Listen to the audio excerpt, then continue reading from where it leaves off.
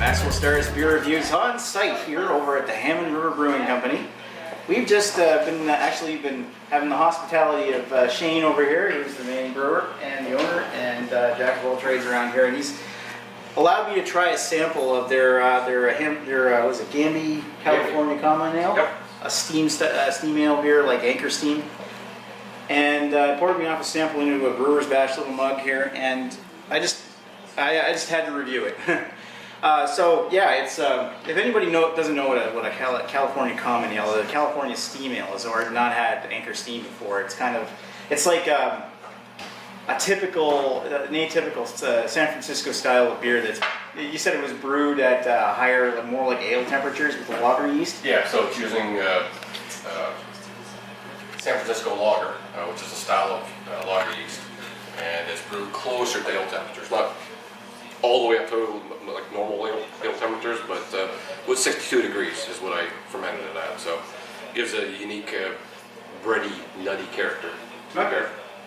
Yeah, and as part of it, you used Northern Brewer hops there for the hop count, and as well as you were saying it was like around 5.2%. So 5.2. Yeah. Between 4.6 to 5.2. Yeah, I remember it being like 36 or 37 IBUs. All right, cool. So this is a brand new beer that you just came up with, and where is this going to appear first? You were saying it was going to be up to the Shireton Hooligans? Right now it's on tap at Shiretown, and it's also on tap at Bourbon Quarter. Ale House is going to have it as well, and actually Barrel Set has 2 kegs of it sitting in the fridge, so it'll be on tap there as well. Okay, so sometime soon it's going to be all over the place here in southern New Brunswick. Yeah, so thank you for letting me try this. Let's get down to the review. So, when he poured it off of the tap, it had a lot of head. It was basically overfilling the glass, and part of that could be that it's coming just off the brand new keg. So, looking at the beer, it almost looks like a dark iced tea, like a really kind of almost ruby red brown. A lot of condensation on the outside here. I can't really see the carbonation. There's not actually a hell of a lot in there. I mean, the head does have a lot, but all I see is, a few bubbles at the bottom.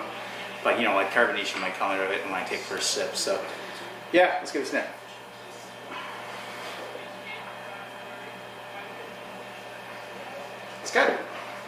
It's almost fruity, and I'm trying to pinpoint what kind of things I'm smelling out of that. I'm almost getting like a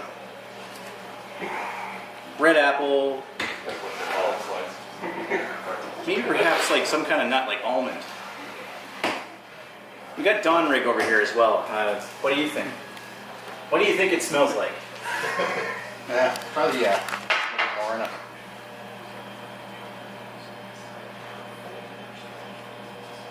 It's almost like a bitter walnut kind of thing going on. It's like bitter walnut. Some kind of nut, yeah. Right. Something with a shell. Well, it smells really good, so let's put it down the hatch.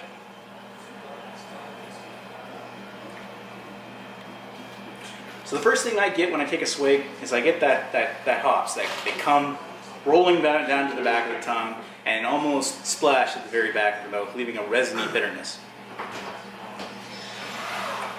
And that walnut taste really, it's really defined walnut right now. I almost got a bit of coffee. It's like walnut, earthy. Yeah. Yeah, you're right. There is a little bit of coffee bitterness in the very back as well, and that's probably coming from the malt. I didn't catch what kind of malt he used, and he just ran out the door. Probably didn't want to hear if we had anything bad to say about his beer. But from what I can tell right now, I certainly don't have anything bad to say of this beer. It is a little... There is not a lot of carbonation when you drink it at this point. They may later on, but I find that it does maybe sit a little heavier than your typical lager. But then again, I've had Anchor Steam a long time ago, and it was very similar, maybe a bit more carbonated and a bit lighter, but very close. One thing I give kudos for is just how fresh and tasty this thing is, because those flavors are coming out in spades. It's just brilliant. Oh man! I mean, definitely for a lager, this is going to be a lager beer that maybe people coming in at being like a craft beer snob or somebody who's a real big fan of like craft ales or something, you're going to love this. if you're coming at it from, you know, being the kind of person who drinks Bud Light or something all the time, you might find this a little bit on the heavy and the strong side. But I think overall this is going to be a very sessionable beer, and it's going to do quite well. I'm really happy with this one, and I'm going to give it a 4 out of 5.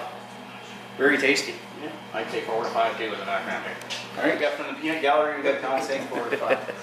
You were asking So I hope what everybody type else of gets a malt? chance to try this soon. I hope the guys get the chance to try this soon, and I'm drinking it for you because you're not here because you copped out tonight, you jerks. All right, thanks everybody. Thanks for watching Maxwell Starr's Beer Reviews, and we will talk to you folks later.